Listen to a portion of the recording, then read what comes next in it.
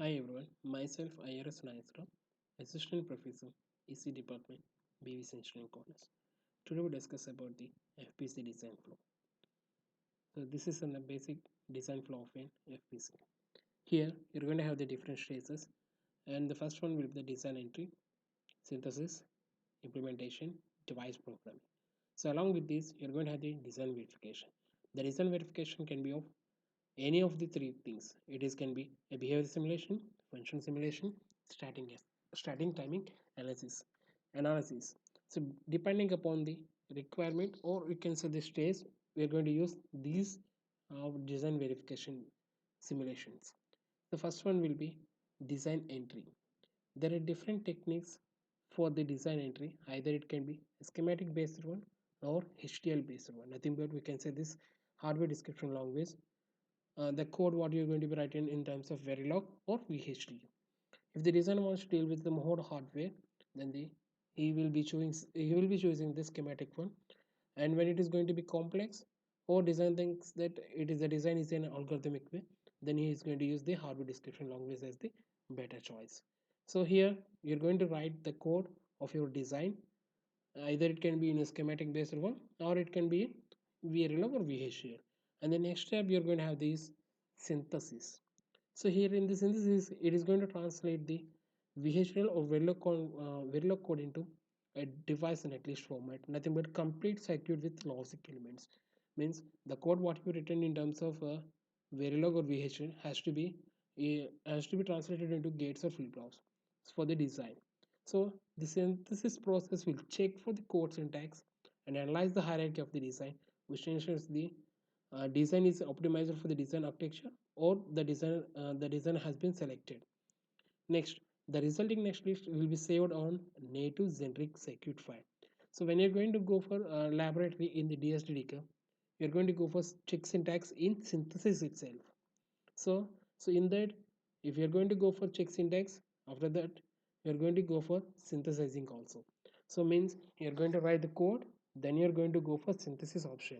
So after the synthesis, you're going to create a file called native generic circuit file. So from the synthesis, you're going to go for the implementation of the circuit. So in implementation, you're going to have the three steps mainly, or three stages. The first one will be the translate, map. The second one is the map, and third one will be the place and route condition. So first one, translate. So here the translate means it is going to translate the netlist into constraints logic design file. Means the design what you're going to be written in terms of netlist format has been transformed into native generic database file. So it is nothing but you're going to go for assigning of ports designed to the physical elements of the targeted device. For example, if you're going to go for um, implementation in the Xilinx, then you're going to go for file. When you're going to create a file creation there, it is going to ask for the targeted FPGA. Means you're going to select Spartan 3 or Spartan 3E, like that you're going to select. So those can be done, and along with that, in Spartan 3 or Spartan 3E, if you're going to use the onboard switches, means push button switches, or you're going to use um, LEDs, other things, then you have to go for user constraint file edition. User constraint file should be edited there.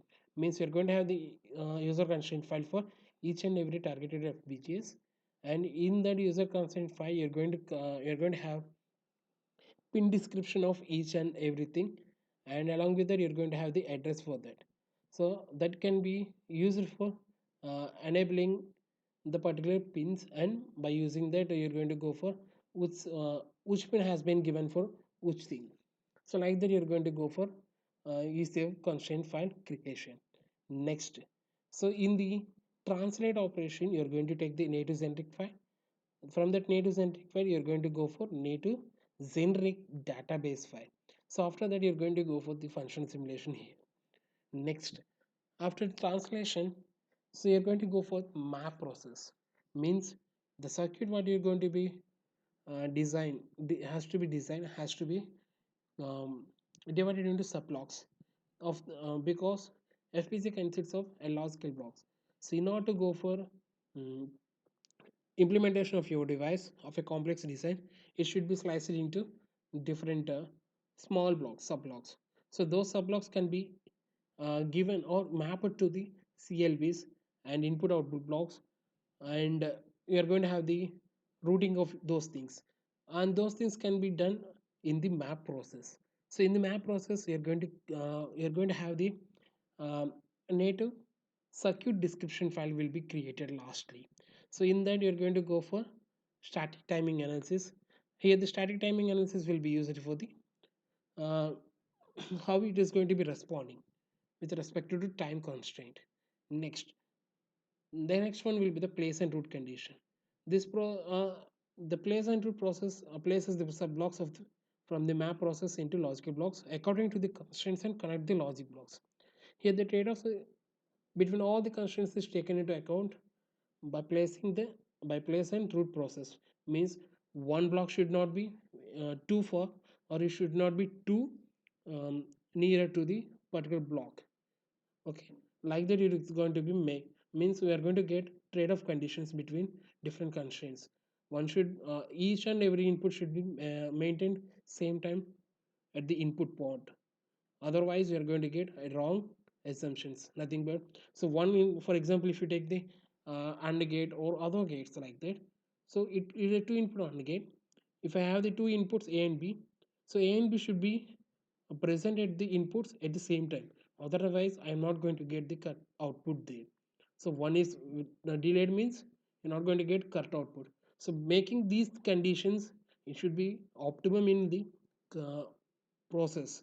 So the place and route places process will be taken into considerations by taking all the trade-off conditions, and it takes the mapped NCD file as the input as the input, and produces a completely routed NCD file as the output. The output NCD file consists the routing information. Next, it is the last step, device programming. So now the device program can be loaded onto the FPGA, but the design must be converted to format of that FPGA can accept. So the the computer will accept only the binary files. You're going to have that. So here we're going to go for bits and program deals with the conversion. Means we are going to have the NCD file is the rooted NCD file should be given to the bitgen program, and it is going to generate dot bit stream file which can be used to configure the particular FPGA architecture. So here we are going to discuss about only the main things, nothing but different programming things, but you have not discussed about the verification. So now coming to the design verification. So verification can be done at different stages of the process, and it is going to be uh, three three types of simulations have been done.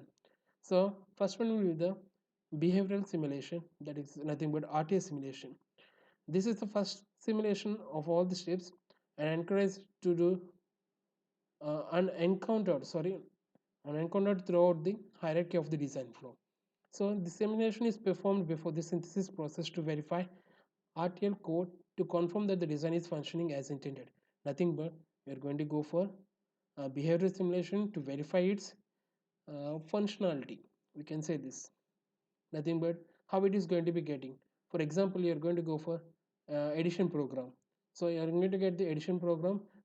Sorry, I'm going to get the addition program as per the given inputs and outputs or not. So this is very fast simulation. So allows the designer to change the HDL code if required. The functionality is not met with the short time period. Means if you are going to get any wrong, so you are going to change the code here. The next one will be the functional simulation, and you can say this the post translate simulation. So gives information about the logical operation of the circuit. So have to go for this have to go for this design and functional verification. So when I'm going to go for written of the code of Fullerton, so the designer can verify the functionality of the design using this process of the translate process. So means after translation you're going to go for functional simulation.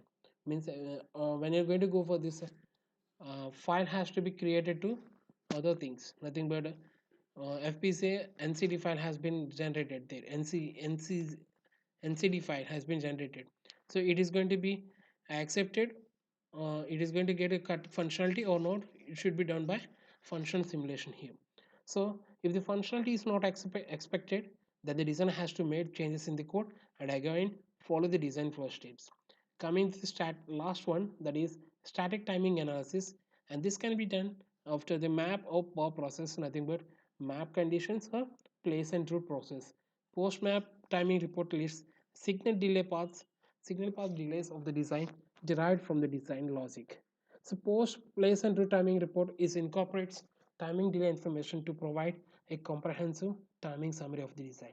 So in the static timing analysis, you're going to go for analysis of the time, nothing but when you're going to give the inputs, how much time it is going to take how much time it is going to take to get the output. So by changing the logic blocks, nothing but place of the logic blocks, I'm going to get better results or not. So by like that, you're going to go for each and checking of each and every place and route conditions and map conditions. Like that, you're going to verify the timing analysis. So this is about the basic FPGA design flow. So thank you.